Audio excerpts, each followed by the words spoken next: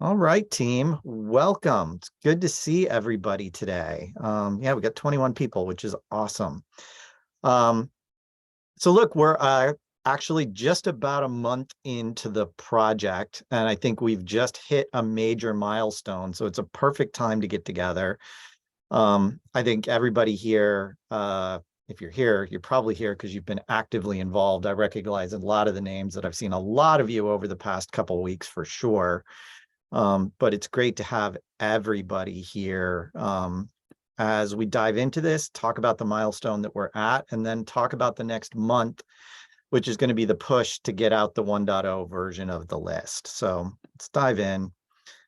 I always want to start with a reminder about why are we doing this.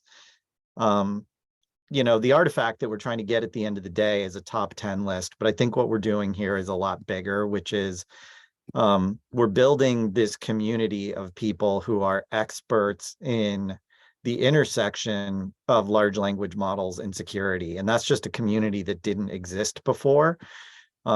I've said it before, when I started this, I thought maybe I would find 10 other people on the planet interested in this. And last time I looked, we had 375 people signed up on the Slack channel, which is just awesome. I think we have a real chance for this to become a foundational work that will get used lots of other places. In fact, we've had a couple people on the list very specifically step up and say that they're involved with some of these other standards bodies and want to represent our list into those bodies. So I think we're well on our way there. And then, we've had a lot of it, even just in the past 24 hours, a lot of really spirited discussion, which I love. We're going to push the boundaries. We're going to really try to come to some consensus as a group here around some of these terms that are hot potatoes, and find a way that we're going to talk about them and talk about them in a way that are going to be informative and useful for people using the tools that we're building. And then the last thing is we're going to move fast because the industry is moving fast. And I really appreciate everybody who's put in a ton of work. Even just the act of trying to vote on these things was a Herculean task, and we'll talk about why. So in terms of the roadmap, reminder, we are basically, take the first week out, which was just between me announcing it and us having the kickoff meeting. We're halfway through the 8-week roadmap that we set out to do in order to build the first 1.0 version of the list. And the intent was, I think the milestone was technically tomorrow, but that's a Friday, and who wants to meet on a Friday before a long weekend, and anybody in Israel, and we do have people in Israel that don't work on Fridays. So Thursday seemed like a better day for a meeting. So we actually do have a selection for the top list, and I'm hoping to actually have the version produced maybe as soon as tomorrow. So we'll talk about that. Lots and lots of activity. So I guess it's actually, last time I looked, we were up to 380. So we've added 80 people just in the last 2 weeks, hundreds and hundreds of Slack messages now spread across multiple channels. We added a channel for more general discussion. I broke off a separate channel just for the core team. I'm not even including that in the total number of messages sent. And we continue to rack up just sort of general interest across the industry. I need to start actually making a page where we keep track of the places where the list is getting mentioned just in popular press and blogs and things like that. But I'll tell you guys all a story. As I was meeting with a company, very early stage AI security company this week. First time I'd met the founder. And he told me that literally the hour before our meeting, he'd been in a meeting with a VC he was pitching, and the VC pulled out the 0.1 top 10 list and asked him how his technology related to it. So we've sort of become the industry standard before we even got out the first version of the list. And I think we're capturing a lot more mind share as we go, week in, week out. The other thing we had was 2 really intense rounds of voting, and with 43 entries submitted, again, that was way more than I thought we would get. I thought we would have 10 or 20, and we'd be picking between some categories. Instead, we had, in some cases, 4 different versions of the same vulnerability with radically different takes on it, varying sort of not just quality of the submissions, but differing approaches. And, I think we've just scratched the surface at combining some of those, but I think it's great. And that means anybody who voted spent probably 2 hours on doing that voting survey. So I can't thank you enough. And we got a ton of those back. So where did we get to? We had 23 reviewers who invested that 2 hours. On the core team, we had 10 people, which is almost the entire core team, build their own ranked top 10 lists, taking into account the scores that we got from the broader group, as well as their own expertise and preferences. We then went through some really quick deduplication and tie breaking. And we also, frankly, there was one of the top entries had 4 different entries that were all pretty good, got high scores. If we just took it on points, we would have had 4 entries in the top 10 list about different versions of prompt injection. So we mashed them together yesterday to get a fresh cut at it. And we now have a draft top 10 list. Oops.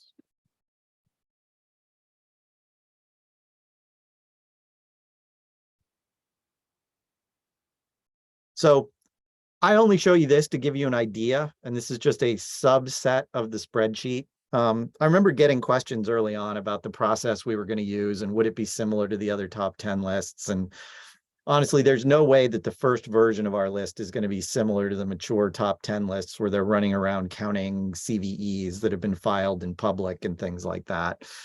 But I think we all wanted to make sure that there was some science behind this. And so at this point, we're depending on the opinions of the experts on the team to help guide us, but we put a lot of mathematical science into this. There's a big old spreadsheet that went into this.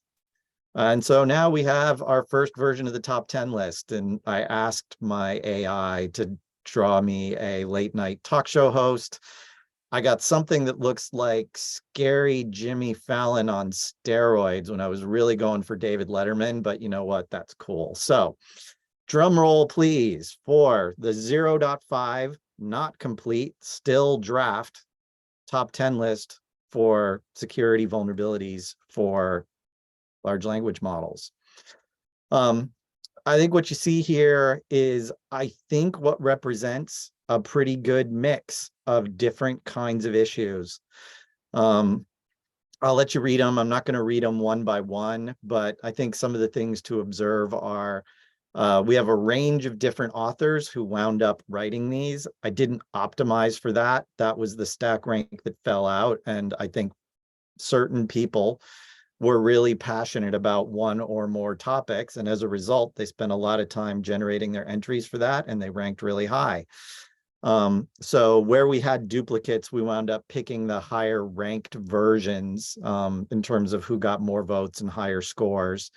And these people are going to get first crack at leading sub-teams to tune these entries over the next few weeks. And I will get to talking about what the next 4 weeks look like. But, I'd like to just pause here, and I'd like to give the group a little round of applause, and you should all join me for doing this. Huge amount of work here, just hundreds and hundreds of hours invested by this team. And, I'll give you a few observations about the list. Oh, one other thing. One tidbit here is that one of the members of the core team in particular, although he works at a cool security company, is also a graphic designer and offered to be our graphic designer for the team. And as such, has put together an awesome template that we will be using to publish this. So it will look like a really professional, awesome thing. I think it will be the coolest looking top 10 list in the history of OWASP. So I don't know if Mike's on, but big shout out to Mike for putting this together. And he told me last night that after we've settled on the list, which we just did, it'll take him about 24 hours to pour it into the template and get the first PDF generated. So I'm hoping to have that out soon, so that everybody can start reviewing it. And then we'll start a comment phase on that. But I'm pretty excited. Just by the way, he's actually built templates for a PDF version, which is this, as well as a web version, which I think should work well for SEO. And Mike's figuring out how to fit that into the horrible framework at the OWASP website. And we'll figure out how we do that and still make it look cool. But I'm very excited by that. Yeah, everybody thanking Mike on the chat. Very, very cool. So a few observations from me just about the top 10 list. We had 10 entries from 7 different authors, which I think is amazing. We have 5 where at least the topic itself is identical or very similar to ones that were on the original list. As the guy who wrote the original list, I feel good about that because y'all as an expert team at least picked some of the same things I did. But every one of these entries is better than the original entries, way more detailed, more sources cited, more details on how to exploit, better guidance to developers. Very excited about that. The other thing that's maybe even more exciting is 5 of these entries are really substantially new. They do not overlap with ones from the previous top 10 list. There were ones that I think people rightfully called out, which were very minor variations on themes from vulnerabilities with web apps with a little AI frosting on them.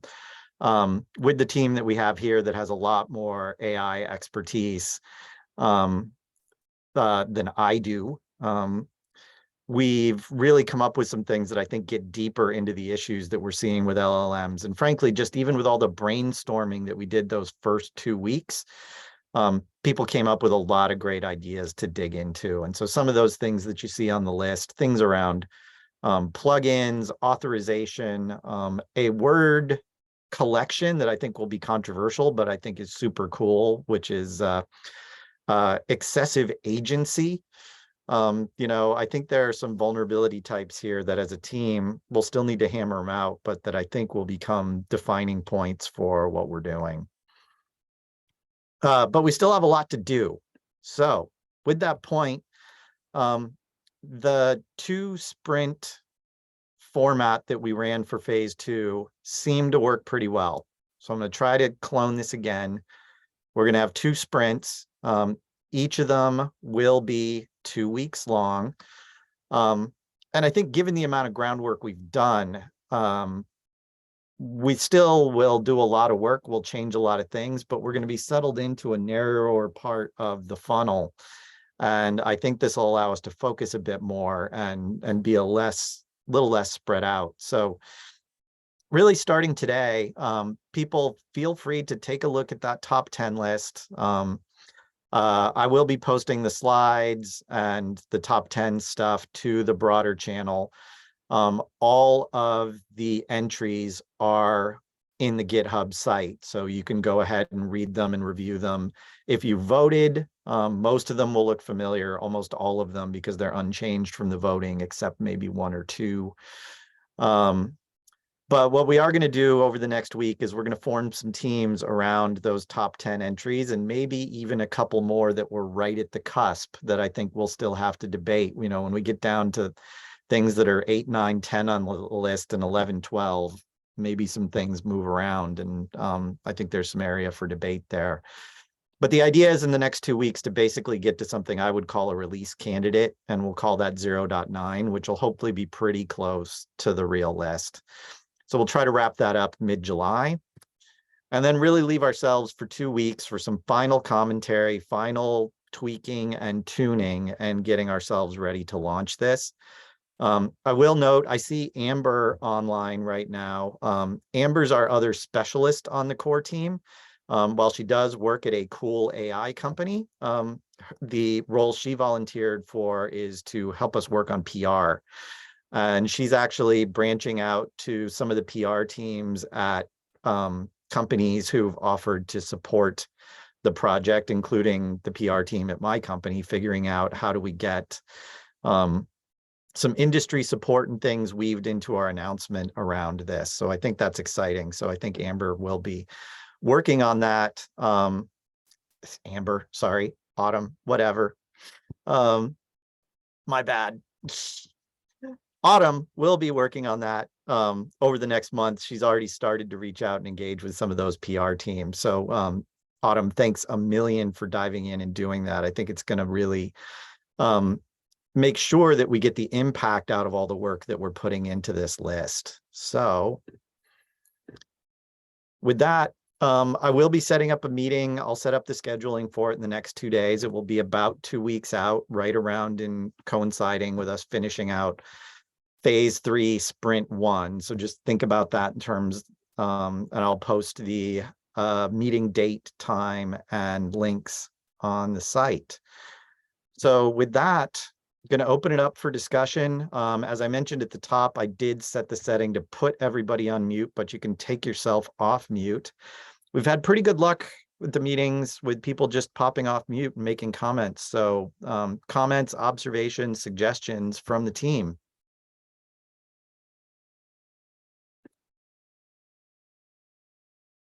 All sounds cool.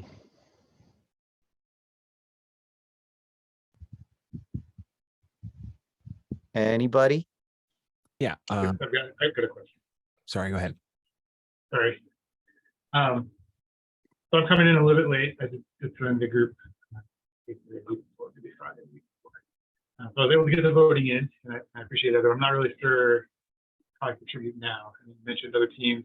Is it go to the website, go to the GitHub, make comments on the entries there? Is that the best way to proceed, or? Yeah. So for anybody who is new, the 2 big areas where we work together are the GitHub site, and in particular the wiki on the GitHub site, which is just one of the tabs up across at the top. You can check that out. That includes a link to join the OWASP Slack channel, the OWASP Slack workspace. And a lot of the discussion, most of the discussion right now is going on the Slack channel. So do make sure that you join the Slack channel. That's probably your first resource for posting comments, but I will suggest a few other ideas for how to post comments. And I would love to see people do this, as I would love to see people write longer form commentary if they're up for it on either one or more of the entries or the list as a whole. Feel free to put it up if you've got a blog, if you've got a LinkedIn, if you want to tweet about it. I think Rich tweeted a thread about the top 10 list right when we were forming the team. He was the first person to comment. He wrote like a 10 tweet thread. Do that however you want. Post those to the Slack channel and let people read and engage however they want. Just get your thoughts out there. If you want, you can go on the GitHub wiki, make yourself a page, write your comments there. Just make sure you post it over to the Slack channel so people know you've done it. I will be taking a look at whether I can do any more structuring on the wiki to help people organize that we're capturing all of that as part of the process. But I'd say at this point, go read those top 10 entries and start to comment on them. If you have specific things about an entry, if you have things that are missing, if you have things you don't think should be there, I think those are all fair comments. So really, it's the next couple of weeks you can be commenting on that. The other thing that we will be doing is I'm going to be working initially with the people who wrote the entries for the top 10 that were voted top, to have them see if they're willing to carry the banner for that through the next phase and kind of be the owner of that, and potentially build some small groups around those, because we often had competing submissions, some of them very high quality, to synthesize the thinking of the group to improve and enrich those entries. And I think that's part of what we're going to be doing over the next couple of weeks, and I'll be reaching out to people around that. By that same token, if there's one of those entries that you're passionate about, go ahead and jump on the Slack channel. Let people know you're interested. Go DM the person who wrote it on Slack and see if you want to hop in and help them. This is a distributed thing, and I'm actually very excited that I only have one of those entries I wrote, so I can focus on helping coordinate the group, and I don't have to go write a bunch of entries. So hope that helped answer the question. Other questions, comments? Yeah, Steve, are you going to, oh, great job, by the way. So Thank you. I really liked the top 10 that I saw. And will you be updating Git with the version only with the top 10? Yeah, I think what we're going to do is when Mike gets done with the formatted top 10 lists, we'll be putting those under source control. Well, first off, the entries in the 0.5 will be archived there. I'll move off copies of the ones that were in the top 10, and we'll make that the working directory for 0.9. Mike will produce the PDF and HTML versions of this, and those will get linked off of the OWASP site and get put under source control in the GitHub as well. Okay, awesome. So we'll still use Git for comments and for the work groups and stuff. Yeah, I'd say in the next few weeks. Yeah, I mean, I think GitHub's definitely going to be our ultimate version control mechanism. I think we'll continue to use the wiki. I'm actually really impressed with how well that's worked once people figured out kind of how that works. So continue to use the wiki. And then again, just sort of general discussion, I'd say your primary place is the Slack channel. I keep thinking about offering to set up other places, but we got a lot of people on that Slack channel and the discussion's been really good. So I'm just going to suggest we keep it focused there. Hey, I want to take a moment and kind of make some comments on the prompt injection bit. Go for it. Just because it was a bit of a last minute change, and I was responding to some people on Slack, and I realized they're on the call here. So this would be like the perfect opportunity for a discussion. Let me see if I can actually share part of what I have. Awesome. So when it comes to prompt injection, there's been a lot of discourse and back and forth. I've had conversations with a good number of people who are on this call right now, both on Slack and on private Discords and other chatter on Twitter as well. I was on the fence of prompt injection is not a vulnerability. Instead, it's more of like a trust boundary issue, having more conversations and seeing some of WASI's research that's going out there where prompt injections are occurring. I would still argue it is a trust boundary issue. It also seems to be more of a confused deputy problem, where you're trusting input from untrusted sources, and then the LLM's doing its thing, but now you're trusting the LLM more than you would trust those outside instances. So when it came to prompt injection, I think because people are using it in a common parlance, we should tackle it head on. People are going to be looking for something like prompt injection in the OWASP top 10 list. So what I did was actually combine, and I'll just go down to the bottom, I actually combined these 5 entries as well as some other discourse that had gone on, like I said, on Slack, Twitter, Discord, to try to create a bit of a happy medium. The first thing I did to do that was actually redefine what it means to be a prompt injection.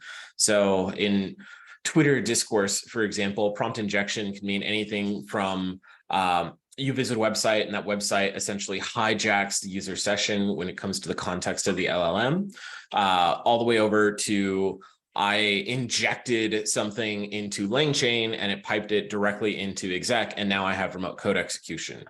So in this context, the LangChain example we have as untrusted output. So that's a separate problem.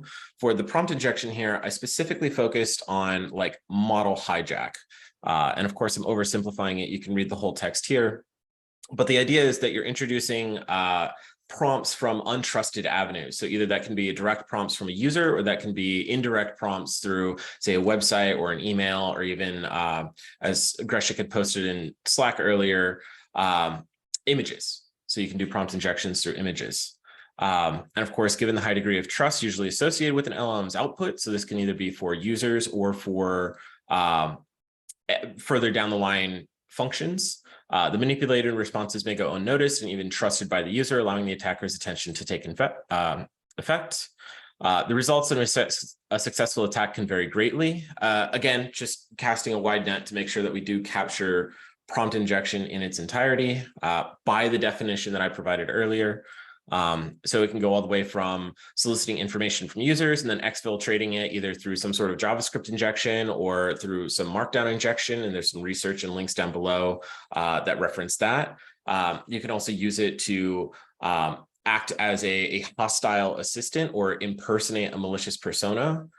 So this can either target the user, target the backend systems, or sometimes target both. And it can lead to sensitive information disclosure, data exfiltration, unauthorized plugin execution, which is a huge core of WASI's work, social engineering, and others. In these instances, the compromised LLM effectively acts as an agent for the attacker, furthering their objectives without triggering usual safeguards or alerting the end user to the intrusion.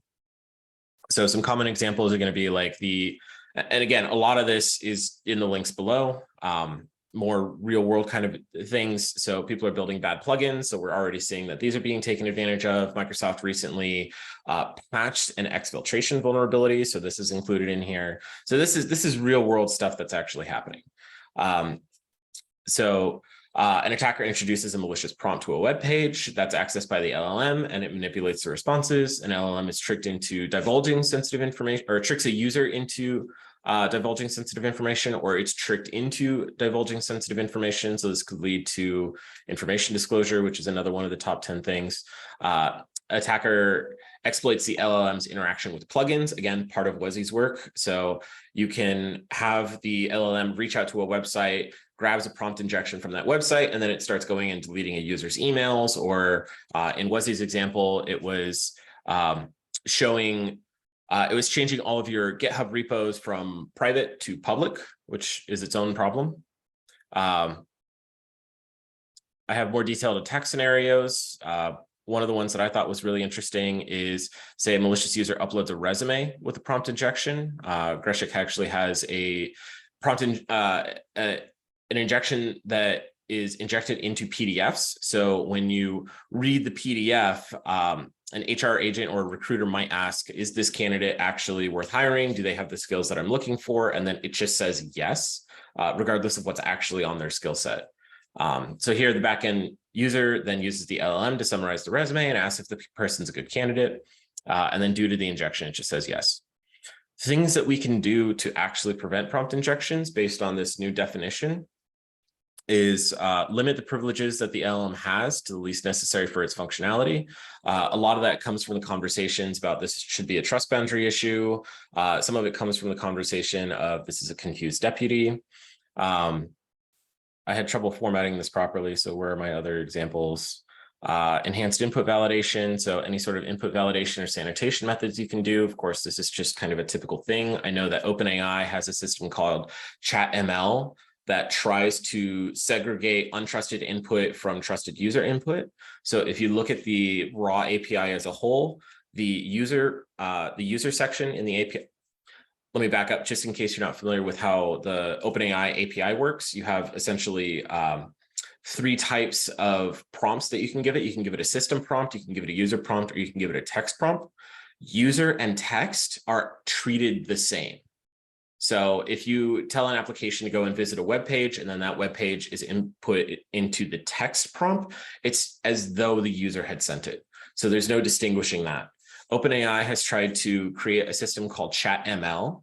And so ChatML tries to create that kind of separation. And so this would be an example of where you would use that sanitization or that separation so that the large language model knows not to use this as a user prompt, but to use it as kind of like a variable or an addendum. Of course, segregation and control of external content, same thing. Manage trust. So this goes back to the trust boundary conversation. So establish trust boundaries between the LLM, external sources, and extensible functionality. So like plugins and downstream functions. This calls back to the AI Village, the post that I wrote talking about building a trust boundary around the LLM in the threat modeling.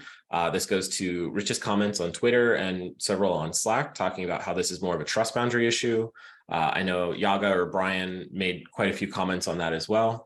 So I want to make sure that those were incorporated. And then, of course, how should we treat the LLM?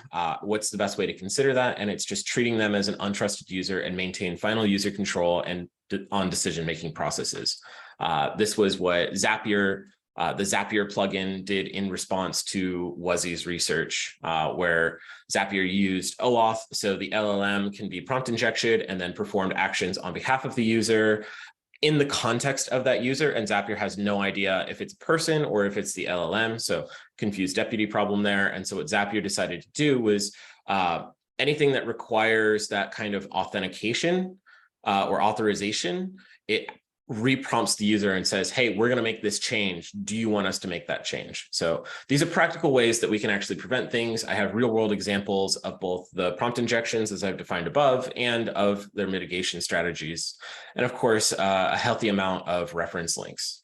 So I just wanted to make a comment on that because again, this was a last minute change. I don't want people to assume that this was a unilateral change. I don't want people to think that their concerns or their ideas weren't taken into account. And of course, as always, like this is not for me. I don't have a big ego. Actually, I do have an ego, but that's not the point here.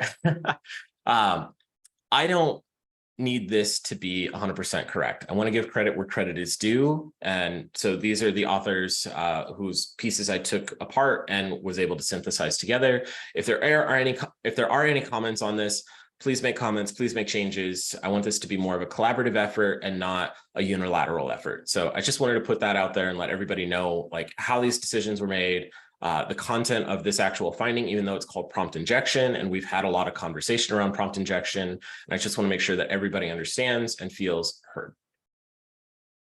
Hey, Gavin, that's great. And I really appreciate you taking it on at the last minute to synthesize a lot of that because it was, it's obviously something that's out there. People are looking for guidance, and we had a lot of actually really good quality entries. So I do see 3 people who very politely raised their hands. I'm guessing they have questions for you. So Brian? Hey, how's it going? Thanks for going over that, Gavin, and for clarifying a lot of that. What I want to actually mention is you started off your discussion saying people expected this, so we had to have it. And I want to make sure that what we're doing isn't based upon what people expect. It's what is actually a vulnerability, and we've talked about it. And I think, and I've been saying this since day one, as we do this, we need to make sure to show that we are the experts in this, we are the leaders in this, and explain the nuances about this. So yes, prompt injection, people already have an idea about it, but we need to explain exactly, basically what you did there, Gavin. Like, it is not this, it's really this, but you understand it as this. We're going to keep calling it that, but we want you to understand the true nuance of what this means. So that's really all I wanted to say. And as we go forward, making sure that we show the nuances behind these simple terms that we're using so that people, yes, may keep using these general terms, but understand there's something more behind it. Great point. Alex? Yeah, mine's less of a question. Mine's just trying to almost towards Gavin, like reiterate what I heard, just to make sure I understand while you're here. So at least what I heard is I agree that like the prompt injection is kind of an overloaded term. It means like a lot of things. To me, it's almost equivalent of just saying like insecure payload. Like it's a way of delivering information to the system AO1 target, and then it can do a lot of things to the point where in a lot of the responses it was doing effectively everything.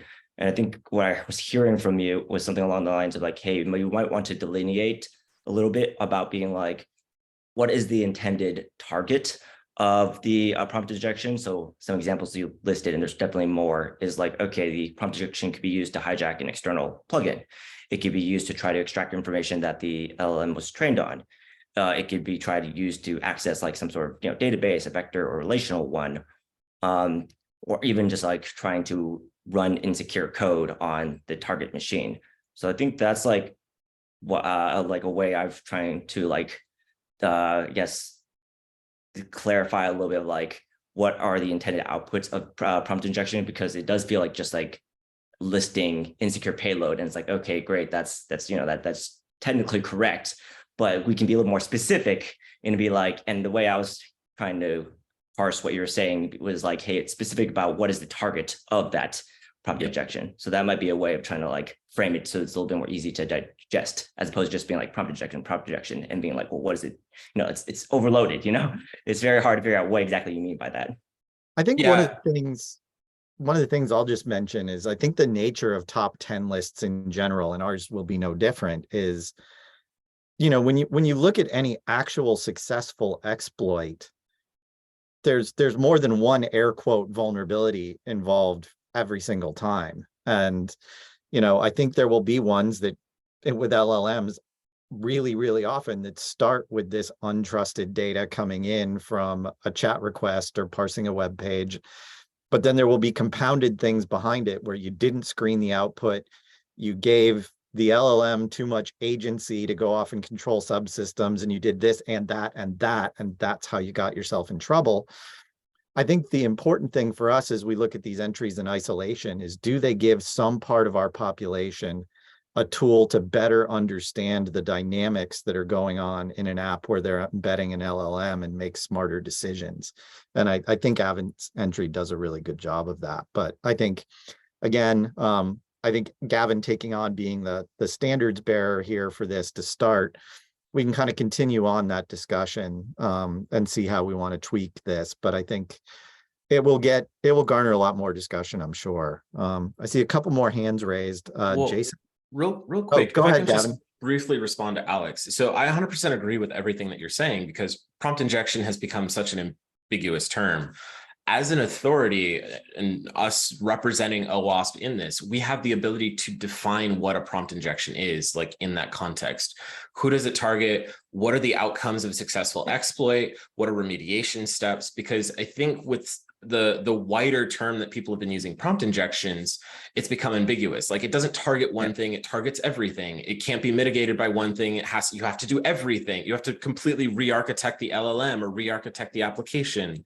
And so if we can like niche down and narrow what we mean when we say prompt injection as the authority of OWASP, that gives us a lot more freedom and flexibility to have that conversation with the broader security community. Yeah, no, I agree, because like what I was thinking when you were talking is being like, so prompt injection is again the mechanism of delivery, and it like the way you can remediate is actually kind of dependent on what you think they're targeting. If you have external plugins, that's, you could do the confirmation you're talking about. If you have something where it's like you have sensitive data, then that's almost a different, possibly a different remediation strategy, because it probably is not the same. And that's kind of, I was like, oh, this is one way of delineating it and making it a little bit more clear about how to handle prompt injection. It's like actually by the target almost. Yeah, originally I had two entries for that reason. One was going to be untrusted output. And so you're just taking output from an LLM and piping it directly into exec. And that was a type of prompt injection vulnerability. And I actually have that in the description.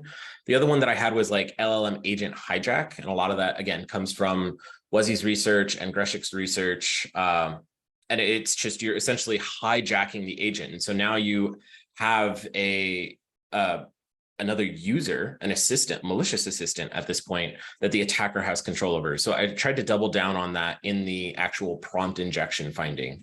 So you can see some of those comparisons, but I encourage everybody to read the description themselves. Again, this is not a unilateral decision. This is open for comment. This is open for debate. This is open for changes, especially for the next version of the OWASP top 10 list that we do.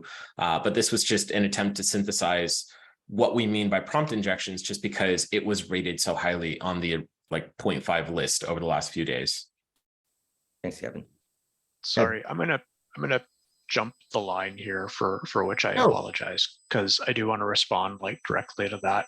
I think because we have so many, because that entry is very comprehensive and it details so many different ways that essentially prompt injection can lead to negative downstream effects, right? Just as a sidebar, right? This was my hobby horse when I said prompt injection is a technique. It's not really a vulnerability, right? It's sort of the Swiss Army knife of attacking these LLM models. You can do all these different things with it. I really think it's worth, when we start talking about prompt injection as a singular vulnerability, right, which is effectively what we are introducing here, I want to be really explicit in that description and break them out item by item, right? Here is prompt injection. And if it's set up like this, this prompt injection triggers a confused deputy situation. If it's set up like this, it triggers this over-reliance situation, right? The resume thing, right? That's an over-reliance kind of thing. And draw sort of these explicit links that you've kind of alluded to in the mitigations to the other top 10 things that we're pointing to, right? Because we've got like output filtering and output sanitization for the confused deputy scenario, right? So make sure that if you're in this confused deputy scenario, right, you need to be focusing on these remediations. If you're in an over-trusted scenario, you need to be focusing on these remediations. So because this one vulnerability is going to be sort of the entry point into this entire discussion for a lot of people, that needs to be as sort of densely linked and cross-referenced and as helpful a guide to people who are like, oh shit, what am I doing with this LLM stuff, as we can make it. Yeah, big thumbs up from me too. Let's see, Jason, I think you were up next. Appreciate all the good discussion. One question I guess I had, with OpenAI just releasing the function calling stuff, does that fall into the purview of prompt injection? Should that be included in it's kind of a weird gray area. I think maybe it sort of does. Maybe it falls better under another one, but I just noticed as we were going through the prompt injection stuff that function calling isn't in there, and I think that's an area that's ripe for abuse. You are correct. It is not in there. The reason it's not in there is because it's covered by the output filtering. Again, that's a combination of what I had put in for my entry and what Rich had put in for his. Because while, just to reply back to, or just to call back to kind of what Rich said, prompt injection is really more the way that a lot of this stuff is introduced. And so that's why I redefined it in accordance to other people's expectations. But prompt injection isn't like, as it's been used on the Twitter sphere, for example, isn't just external sources. It can be internal sources. It can be just bad design or bad trust boundaries. And so that's why there are, if you look at the list, multiple prompt injection type vulnerabilities in there. So that would be different than what we're calling prompt injection here, but it's covered under the output filtering, which says explicitly, like, this is a prompt injection vulnerability. So hopefully that helps clear up some confusion, because you're right. And it is difficult to pin things down, just as Rich had mentioned. It's essentially everything. So that's why. Cool. Next one up I see is John.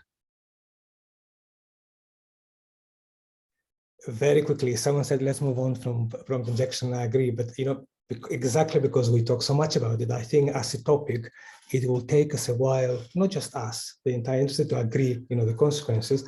I think Gavin has done a fantastic job in incorporating trust boundaries without saying, and talking about them without saying it's not my problem, which was kind of one of the kind of initial conversations. I think we should start by saying, without any extensibility, is prompt injection and vulnerability, can we map it into what the adversarial AI people call adversarial input attacks, and what are the consequences? And then, as Rich said, go through the various kind of aspects of the system and give people practical guidance of how to address that. So that's my, so, well done, Gavin. That's a good piece of work there. Thank you. Right. Last one I see with a hand raised is Vladimir. Yeah, so Gavin, thank you for covering the changes. It's really cool. I just went through them, and I believe that it would be really cool to move, in addition to everything what was said, to move a trust boundary enforcement in the top of mitigation list. So because actually it's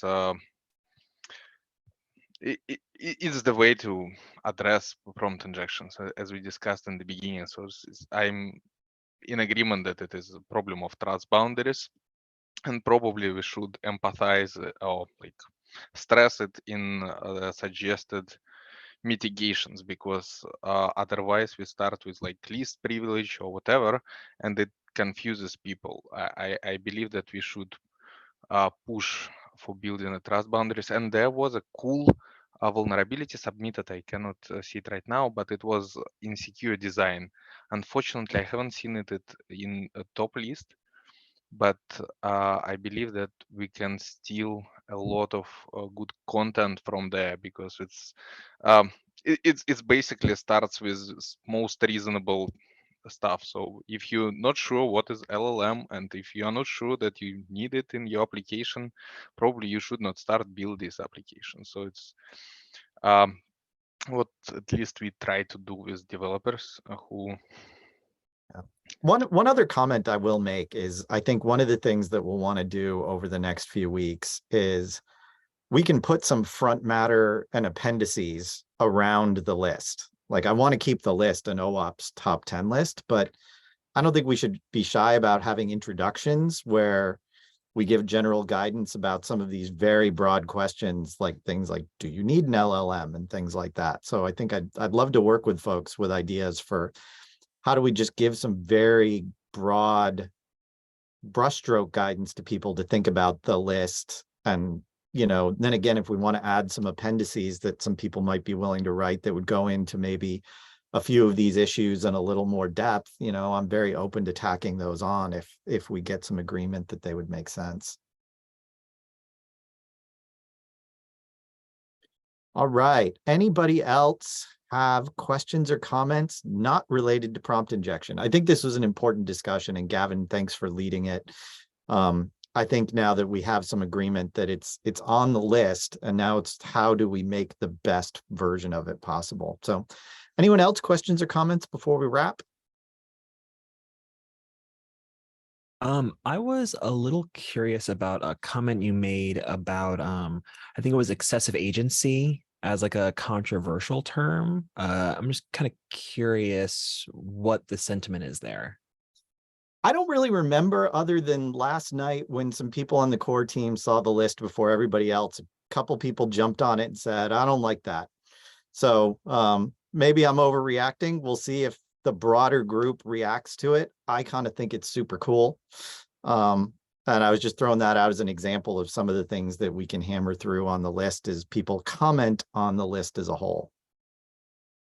Awesome. That makes perfect sense. I mean, just personally, I think that it's kind of refreshing to see a bit of a focus in OWASP's list in terms of the less directly technical vulnerabilities. And I think that the ability to have things like over reliance and the more maybe like process oriented or output oriented results, I think that's a pretty important factor that I haven't seen in the other lists. Yeah, I will tell you that's going to be the other hot potato is over reliance. That was the one.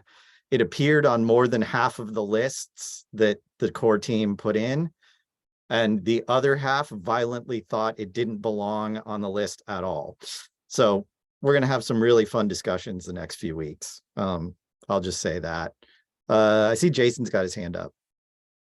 Yeah, I just wanted to, I mean, it's interesting working at Salesforce because we have our own AIs and our own language models that we're rolling out, plus we're also consuming and partnering with other third-party vendors.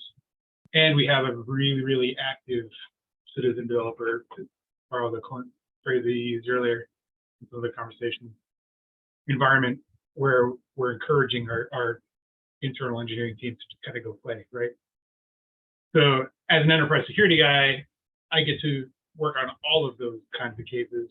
And the data science, AI, ML people are violently opposed to that user agency, the extreme agency. But as an enterprise security person, that's one of our main concerns, as people are like, yeah, we want to hook this AI into this Google Docs or whatever, right? Like, that's a major concern for us. So I think there is this weird dichotomy that AI is bringing to the table, where you've got the pure AI research people that are like, this is not a problem, but then you've got more traditional enterprise security that are like, this is absolutely a problem. Yeah, I'll just add on to that. I've had some really interesting discussions lately with, you know, people who are either starting companies or looking to invest in things where once you explain to them that there's this radical difference between a predictive model and a generative model in terms of what it's trying to do and the security things you have to worry about, light bulbs go on. And I think we're all living this right now, so we're deep in it. It's easy to forget that 99.9% of the people out there really have no idea the difference between the predictive things people have been building with neural nets for 30 years and this new class of things that has a radically different character. Cool. All right. Well, if there's no more, oh, I see Vlad's got his hand up again. Go ahead. Yeah, so one more topic. I have not heard it in our discussions a lot, but I believe that it is important to think proactively. So we all see that all generative industry moves towards like general AI, which will like become smarter and may persuade its own goals. So what I want to see in our top list somewhere, or at least have in minds, that we treat LLM as an independent threat actor, even if it doesn't have any kind of influence outside. So does it make sense for the group? So because there is two reasons to do this. So the first reason, because like there are a huge amount of potential ways to influence LLM behavior, like bigger prompt injections. And secondary, we still, I haven't seen any papers around the full traceability of these models. So we basically don't know what they think, and we can expect absolutely everything from them. So the question is to the audience, do you treat LLMs as a threat actor separately, or do you treat it still as a tool for another attacker? Anybody got an opinion on that one? Vlad, do you mean along the lines of not trusting the outputs of a model itself, not not building an information system that receives output from an LLM and act on directly, literally interpret and then execute commands or something along those lines? Yeah, I believe in this direction. Okay. Yeah. I think when you look at the list, there are about 3 things on the list that are designed at walling that off in different ways that are, you know, there's a item about permissioning, there's an item about the excessive agency one, there's the over-reliance one. So I think in terms of how you threat model that, that's an interesting discussion. You guys could feel free to carry on the list. I think on the Slack channel, I think the list itself does capture a lot of that spirit. So feel free to kind of look through the whole list and see if that captures what you're thinking about. So I actually have a resource for that. I'm just going to hijack for a second. I know I talk a lot.